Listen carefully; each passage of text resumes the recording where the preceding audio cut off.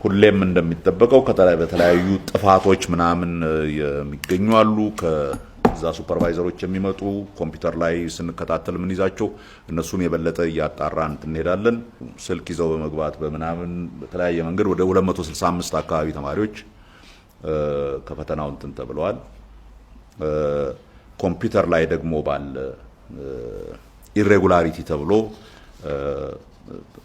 እየተጣሩ በዝርዝር እየተጣሩ ያሉ ተማሪዎች አሉ።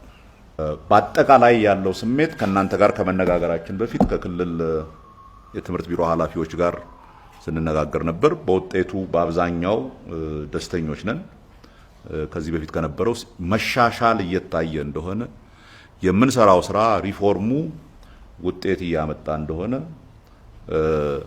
አሁን ዝም ብሎ የማለፍ ቁጥር መጨመር ብቻ ሳይሆን በትክክል ተምረው ያለፉ ተማሪዎች ቁጥር እየጨመረ ያ ደግሞ የዩኒቨርሲቲዎቹን የትምህርት ጥራት ሲግኒፊካንት እየጨመረው እየሄደ እንደሆነ ነው የምንገነዘበው። ይሄ እንግዲህ ባለፈው ጊዜ ይሄንን የፈተና አሰጣጥ ስንጀምር 9ኛ ክፍል የነበሩ በሙሉ አሁን ጨርሰው ወጥተዋል። አሁን ያኔ 7ኛና 8ኛ የነበሩት ናቸው አሁን እየገቡ ያሉት።